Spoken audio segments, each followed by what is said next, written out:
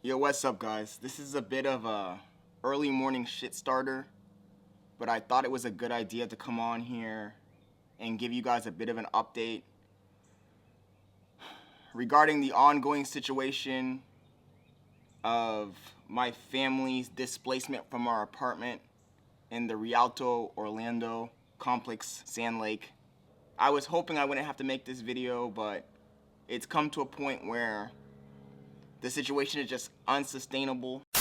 We're learning new details about the Rialto Apartments in Orlando, where hundreds of people were forced to evacuate. The company investigating the collapsing building released their findings. Those findings were sent to WESH 2 Thursday from Orange County's Division of Building Safety. The most significant detail says, quote, "We observed a gap between the soil and the ground level slab that extends underneath the load-bearing wall footing between stacks 45 and 47. The gap is approximately 3 feet deep and 15 feet in diameter. At this time, we believe the lack of soil support below the slab on grade between stacks 45 and 47 resulted in downward displacement or other downward movement of the slab wall." Since the evacuation, tenants have not been allowed back in. Instead, they have to write down what they need and someone else grabs it for them. The document goes on to say, quote, "The building is currently safe for worker access and there's no concern regarding imminent failure to the structure. However, the building is not suited for continuous resident occupancy while investigation and eventual remedial activities are underway in areas where residency would happen." WESH 2 also received a statement from Northern Rialto that read in part, quote, "Residents can expect this process to take at least 2 months and may extend beyond that as the work progresses. Residents will not be able to access their apartments while the evaluation and work are ongoing. However, Northern Rialto will continue to facilitate retrieval of personal property to the extent that conditions permit." The first thing I want to do before I continue, though, is I want to thank everybody who donated to my girlfriend's GoFundMe campaign. I know I had a lot of people push back. I had a lot of slack from people saying, well, aren't you the rich guy? By the way, I'm not rich. I'm just a guy with a good job, or who had a good job. I had a lot of people push back. A lot of people say, oh, this guy, he's asking for money in a GoFundMe, but he had the McLaren supercar. He has a $20,000 watch, yada, yada, yada. And I think that those people that are saying that have never been in a situation where things are out of their control. The first thing I want to address in this video is the handling of the situation by the Rialto apartment complex, because I think that it is reprehensible what this company is doing to the tenants. And forget the word tenant, the customers, the way they've treated us, the lack of transparency, the lack of information. I don't know how some of the tenants have decided to forego their rights and sign a document that basically allows the Rialto apartment complex to run roughshod over them, right?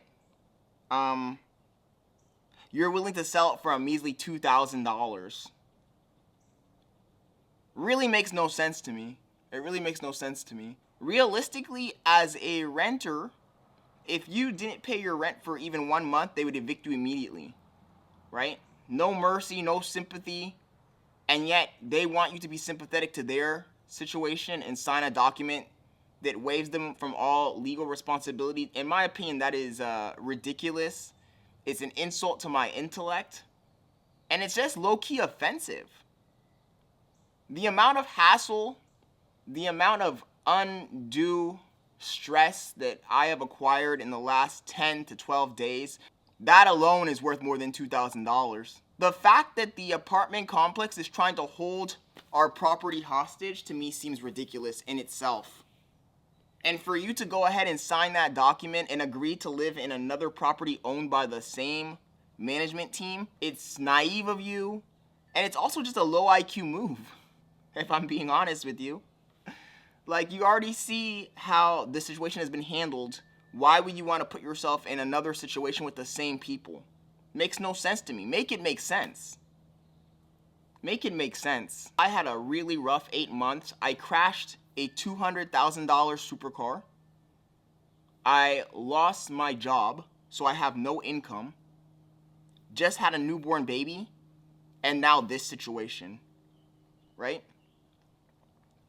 And I am glad I didn't listen to the dissenting voices that told me, oh, your girlfriend opening that GoFundMe is a mistake. You guys have money saved up. You should use your own money. Because the fact that I have no employment means that it's extremely hard to get a new residence. The only reason I'm able to get a new apartment residence is because I have money saved up. You need to have 3 times the rental expense. And since I'm paying for the whole year, it's the entire year. So you have to literally have hundreds of thousands of dollars. You have to have at least $120,000 in your savings account, which most people don't have. If I were trying to scam my audience, if I were trying to scam my supporters, if I were trying to scam my friends, I would have opened the GoFundMe when I crashed the McLaren. I would have opened the GoFundMe when I got laid off from my job.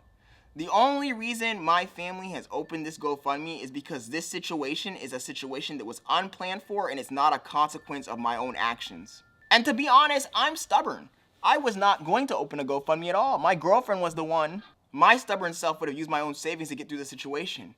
She was the one who decided to open a GoFundMe. And for those haters who say I should use my own money, my own savings account, I should liquidate all of my funds, all of my assets, and spend it all on this situation, it just shows me that those people have never been in a tough situation that they did not anticipate, completely out of their control, right? And they also don't understand how the world works.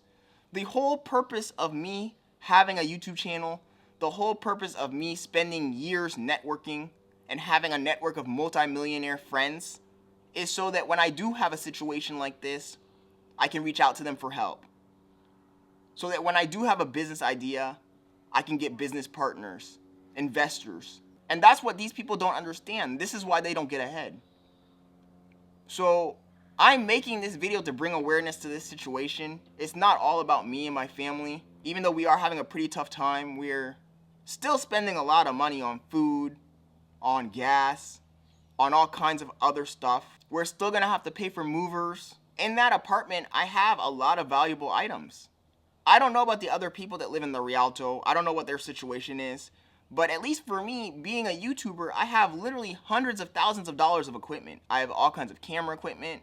I have all kinds of lighting, all kinds of microphones, all kinds of computers. I literally just went out and bought an M3 Ultra Mac Studio that was like $8,000. I have a lot of stuff in that apartment. Not to mention the furniture, the televisions, all the ordinary stuff. I just think that this company, the Rialto, they did us a lot of damage by, first of all, not allowing people to go into the apartment to get the small things, and also not allowing you to pick your own movers and to go in with the movers. Because the last thing I want to do is get my stuff delivered to a new apartment and then find out that it's damaged. That's gonna really piss me off. It's gonna really piss me off. I think that you're a fool if you're not taking legal action against the Rialto apartment complex. I really do. Everybody who signed that document that the Rialto gave them, they're doing themselves a disservice. I don't want to get into the legal proceedings until after a settlement is reached. But I really do think that you're doing yourself a disservice if you decide to agree to the terms and conditions set forth by the Rialto apartment complex. They are definitely not looking for your best interests. And I go back to what I originally said. You're naive if you think they are, to think that a multi-billion-dollar corporation is out for your best interest, that they got your back. I mean, I think that they've demonstrated throughout this whole affair that they don't have your back, right? I mean, every single step of this situation has been handled inappropriately, handled with extreme negligence and incompetence. People look at me, I'm sure some of you have seen me walking through the halls and whatnot. You don't know what I do for a living. You just see some young guy pulling up in a McLaren supercar, looking ordinary as hell. I hop out of there looking normal. I'm gonna leave it at that. I'm not even gonna get into the details. I just think that in this situation, I'm not the guy to mess around with, because I will exhaust all of my legal options to get the maximum amount of reparations I can in this situation. I don't know about the rest of you guys, but that's how I feel. Living in this apartment complex isn't cheap. A 1-bedroom for almost $3,000 is not cheap. So you would think that they would value their customer base a little bit more. I just think it's absurd that I, as a tenant, as a customer, have never missed or been late on any of my payments, I followed all of the rules. I've done everything required of me. And the moment the ball is in their court and it's their opportunity to keep their side of the bargain, keep their side of the contract, they've done everything within their power to do the bare minimum, including keeping our items hostage. This whole situation could have been handled differently.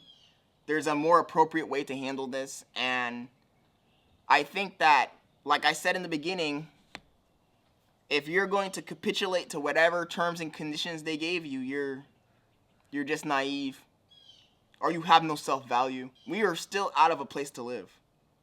Guys, it's been, I don't know how long. This happened on what, the 18th? It is the 4th of April. We have been out of a place to live for almost a month now. I mean, half a month? With what? A measly $1,000 check? I hate to say it, and this is gonna sound arrogant of me, but $1,000 for me is not, it's not any money. $2,000 is not any money. I mean, like I said, you guys have seen, some of you have seen.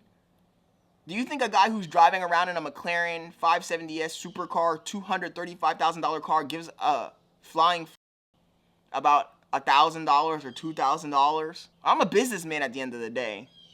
And the way I see it, we are customers of the Rialto. Forget about being tenants. We are customers, and this is poor customer service. And it speaks volumes about how the Northland sees their customers.